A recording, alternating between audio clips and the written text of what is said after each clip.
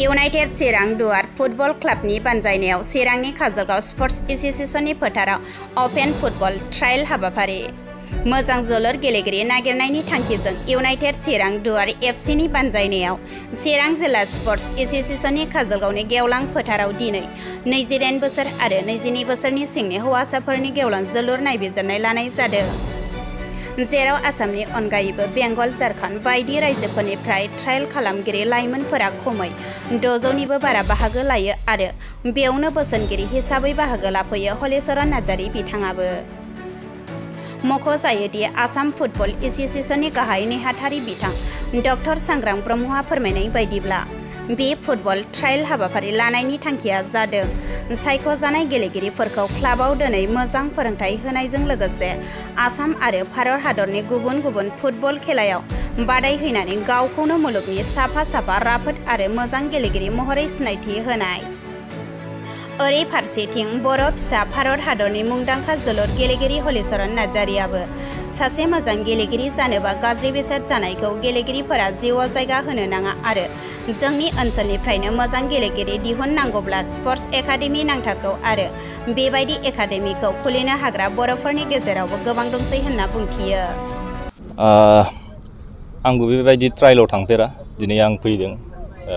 दिनै चिरां दुआर क्लाबा जोबोद मोजां खामानि मावदों इयुन गथ'फोरनि थाखाय, जेरै दिनै आन्डार 18 आरो आन्डार 23 सेलेक्सन ट्रायल खालामदों। थ' जोबोद मोजां गथ'फोरनि फिउचारनि थाखाय, जाहाथे दाब दाब जायगानिफ्राय फैदों गथ'फ्रा बयबो गावनि रोंगौथिखौ देखायनो थाखाय।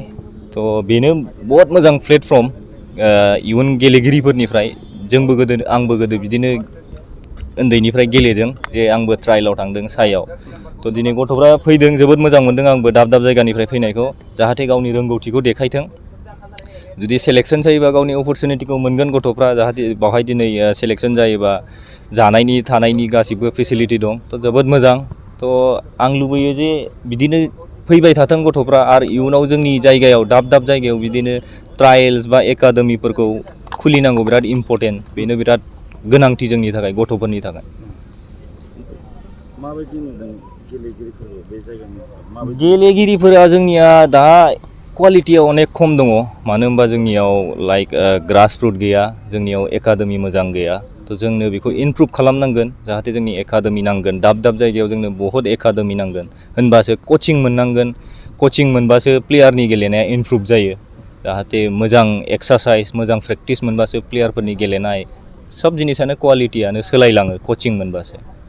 एकाडेमिनि थाखाय सोर दायथ' लानांगोन सानो सासे गेलेगिरि हिसाबै? बुंनो थाङोबा आं रावनिबो गाज्रिनि थाखाय बुङा, जाहाथे जोंनिया लाइक जोंनि आसाम फुटबल एसोसिएशन दं, जेरै जोंनिया क'क्राझार डिस्ट्रिक्ट एसोसिएशन दं। थ' गोबां गिदिर गिदिर मानसि दं जोंनिया। थ' हानायखिनिखौ गिदिर जोंना सारमोन दङ।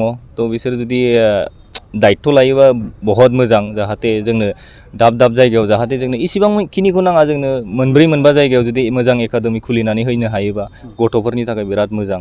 थ' फिउचाराव गथ'फ्रा जुदि एकाडेमियाव थानानै दस्रा एकाडेमियाव जुदि थांनानै मोजां गेलेनो हायोबा फिउचारनि थाखाय अनेक मोजां, आरो जायगानि थाखायबो बहुत नाम जायो जोंनिया। जोङो नुनो मोनोखि बेफोरबायदि स्पर्ट्स एक्टिभिटिसखौ गारनानै माखासे लाइमोनफोरा गाज्रि एन्टि ससियेल एक्टिभिटिसफ्राव लोहाबनानै थायो, बिसोरखौ मा मेसेज होनो सानो नोंथाङा? मेसेजआथ' आंनि थाखाय बहुत दङ, मानो होनबा आं बिदिखौ मोजां मोना। लाइक नों जुदि स्पर्ट्स पार्सनबा बेफोरबायदि जायगायाव हाबनांगौ जेबो माबा गैया, मोन्थाय गैया। जुदि नों स्पर्ट्सखौ गेलेनो लुबैनानै जुदि नों फोथाराव फैयो, मोनसे रिसपेक्ट खालामनांगौ, जे फुटबलखौ जुदि नों फुटबल गेलेनो फैदोंबा बा दस्रा इभेन्टखौनो नों जुदि गेलेनो फैदोंबा गोसो होनानै गेले। आजिखालि बेफोरबायदि स्पर्ट्सआवबो फिउचार दङ। स्पर्ट्स जुदि नों मोजां क्वालिटि गोजौआव गेलेलांनो हायोबा अनेक फिउचारनि थाखाय बहुत मोजां।